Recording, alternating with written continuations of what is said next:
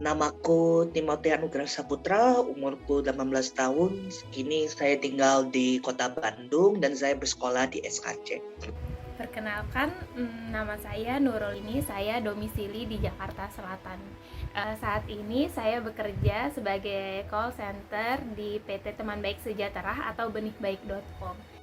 Nama saya Intan Suci Nurhati, dari peneliti dari Pusat Penelitian Oceanografi LIPI.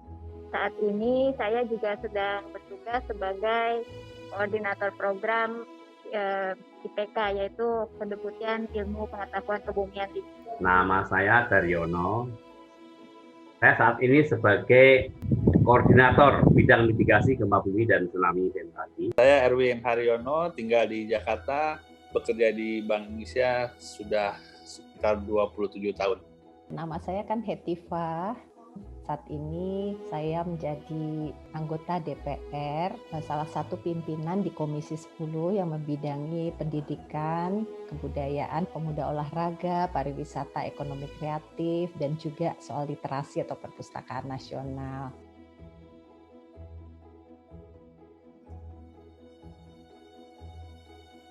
Nasionalisme adalah saat kita itu bisa bergabung dan bekerja sama, semangat untuk bekerja sama. Itu nasionalisme. Tidak melihat budaya, tidak melihat gender, tidak melihat seksualitas. Pokoknya kita bisa bekerja sama untuk mencapai kepentingan bersama. Makna dari wawasan kebangsaan menurut saya yaitu bagaimana kita mengetahui dan tentang seperti sejarah dari negara kita, semboyan, dasar negara, serta filosofi lainnya dari negara kita. Nasionalisme yang sesungguhnya itu adalah ketika kita profesional di mata unjuk gigi di mata internasional, menurut saya itu justru lebih nasionalis ketika kita bisa bawa Indonesia namanya lebih baik gitu.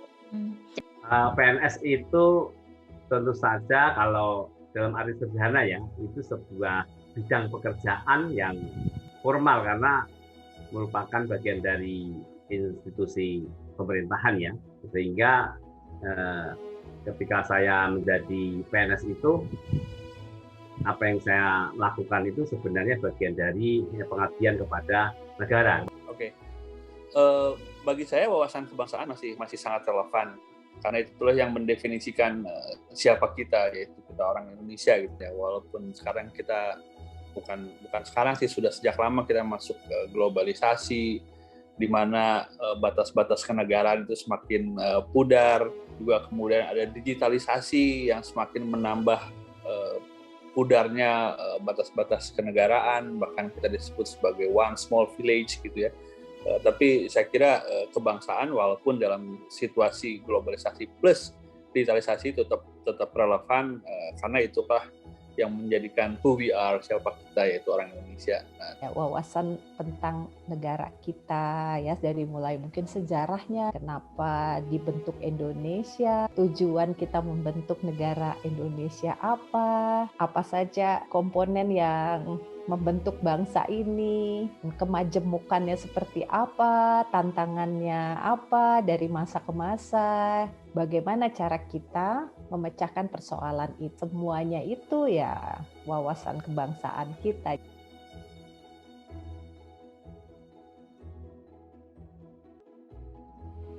Nah, kalau saya memandangnya, kita semua tahu lah peneliti di Indonesia maupun dosen gitu ya, bahwa ekosistem riset kita ini kan belum sepantar.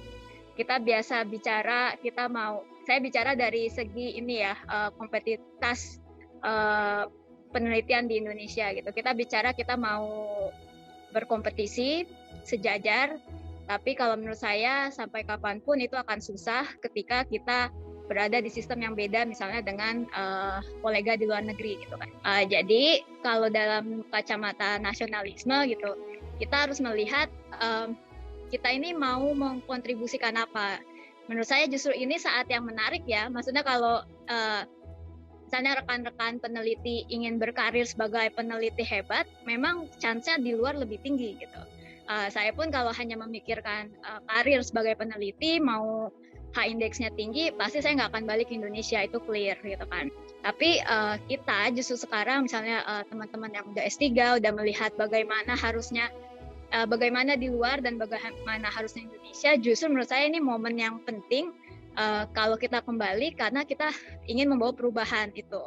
Jadi buatlah perubahan-perubahan yang ya tadi, karena kita punya ancaman, gangguan, hambatan yang tersistematis. Sekarang bagaimana kita merubah itu satu persatu dalam skala apapun gitu. Waktu sekarang ini banyak pada entertainment itu banyak sekali sajian entertainment di dalam konser, dan itu banyak sekali menyita perhatian adik-adik kita, dan waktunya itu habis.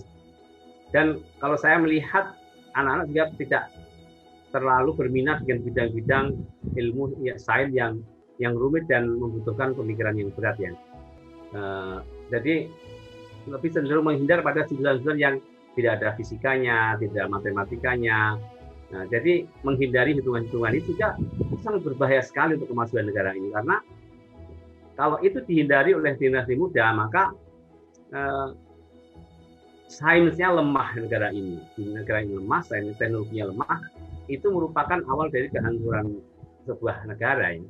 Di mana untuk menjadi negara maju itu tumpuannya adalah memiliki basis sains dan teknologi yang kuat, sehingga itu harus menjadi negara yang memiliki kemampuan untuk berteknologi. Itu saya menjadi agak pesimis ya dengan fenomena yang ada saat ini, karena memang anak sekarang itu lebih suka entertainment ya, kemudian ingin jalan pintas, kemudian, dan itu banyak saya amati di berbagai lapisan masyarakat kita. Iya, kebetulan saya kerja di Bank Indonesia. Salah satu landasan hukum di mana kami bekerja di Bank Indonesia adalah yang disebut sebagai Undang-Undang Mata Uang. Undang-Undang Mata Uang itu secara clear mengatakan bahwa satu-satunya mata uang yang syah atau legal tender berada di Indonesia yaitu rupiah. Nah, belakangan memang muncul wacana untuk menggunakan mata uang yang lain. Kalau pernah ingat dulu ada yang wacana menggunakan dinar dirham, atau mungkin yang terakhir ini kita dengar cryptocurrency semacam itu ya. Saya kira ini mungkin salah satu kasus yang menarik di mana sekarang ini beberapa orang menjadi lupa gitu bahwa rupiah itu adalah simbol kedaulatan negara seperti diamatkan dalam Undang-Undang Mata Uang tadi itu. Jadi pada saat Bank Indonesia secara tegas mengatakan dinar dirham itu bukan mata uang yang syah, dan kemudian beberapa orang misalkan mengkritisi pernyataan yang tegas itu sebagai sentimen agama, saya kira bukan itu konteksnya gitu. Karena sekali lagi rupiah dalam konteks kebangsaan tadi itu dia merepresentasikan kedaulatan negara. Nah, apabila kita sebagai pemilik negara yang punya wawasan kebangsaan tadi itu tidak bangga dengan rupiah atau bahkan mau menggunakan mata uang yang lain, itu salah satu ancaman. Mungkin terlihat sepele, tapi kalau itu dibiarkan dan kemudian meluas menjadi diskursus yang disetujui banyak orang, itu menjadi ancaman.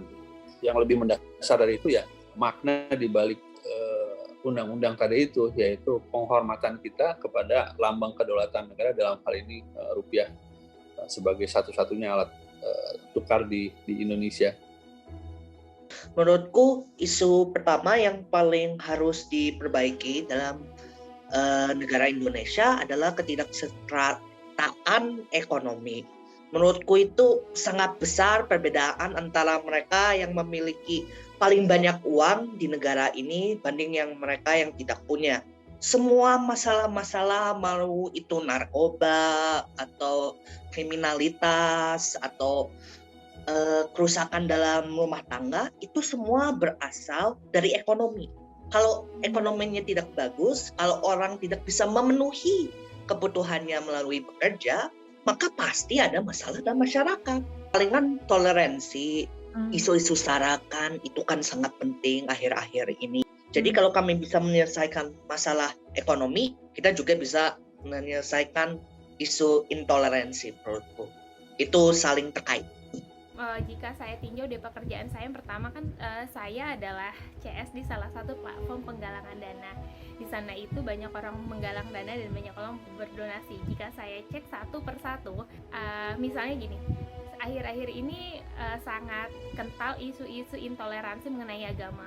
Jika saya lihat untuk campaign-campaign yang orang muslim melakukan penggalangan dana, ternyata untuk yang melakukan donasi tidak hanya orang muslim, tetapi ada juga orang non-muslim di sana. Berarti saya lihat untuk isu-isu mengenai intoleransi yang saat ini memang sedang hangat-hangatnya dibicarakan, itu tidak berpengaruh terhadap kesatuan dan persatuan dari masyarakat itu sendiri dari sudut pandang setiap golongan tersebut. Jadi setiap manusia itu memiliki opini dan sudut pandang yang berbeda-beda, termasuk ideologi. Jadi seberapa jauh mereka paham akan Pancasila, ideologi negara, serta filsafat pandangan hidup kita sebagai warga negara Indonesia.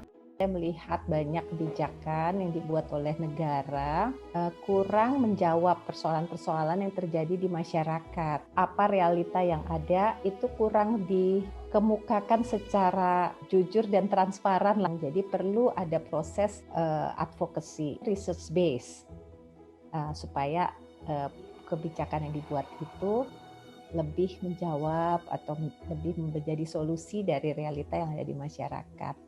Tapi di sisi lain juga menjadi satu tantangan tersendiri karena di Indonesia ini kita begitu majemuk, beragam, kondisinya sangat berbeda satu daerah dengan daerah yang lain. Karena banyak daerah-daerah yang mungkin tadi masih belum terakses internet secara memadai ataupun infrastruktur telekomunikasi TIK yang berbeda, akses kepada baik internet ataupun gawai itu bisa menimbulkan technological divide yang sangat berbahaya ya, adalah ketidakmerataan akses kepada teknologi nih kelihatannya yang bisa menjadi masalah besar kalau kita tidak tangani dengan baik.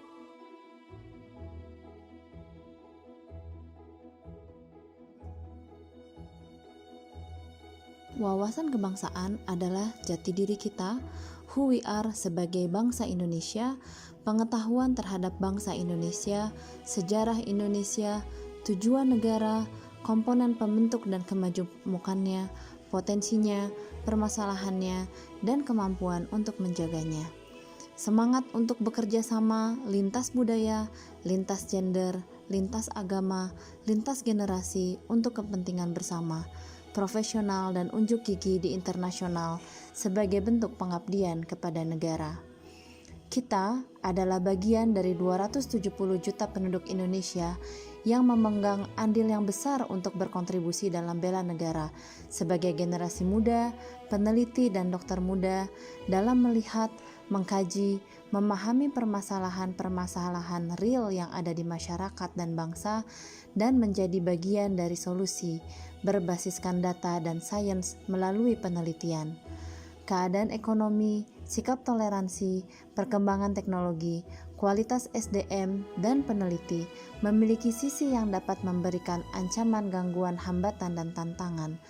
Namun jika diasah dengan baik, dilakukan pengembangan kapasitas, investasi pada pemerataan infrastruktur teknologi, investasi pada pengembangan SDM, dan diberikan ruang, maka akan menjadi modalitas untuk maju. Sains adalah basis yang kuat dalam pengembangan teknologi, pengembangan inovasi, dan pengembangan kebijakan, dimulai dengan meningkatkan kepercayaan diri untuk mencapai standar global dan setara secara internasional. Peneliti muda sebagai agent of change dan solution maker terhadap isu-isu ancaman, gangguan, hambatan, tantangan negara untuk mewujudkan Indonesia Emas 2045 sebagai bangsa yang maju, mampu bersaing dengan bangsa lain, dan dapat menyelesaikan masalah-masalah yang mendasar di tanah air.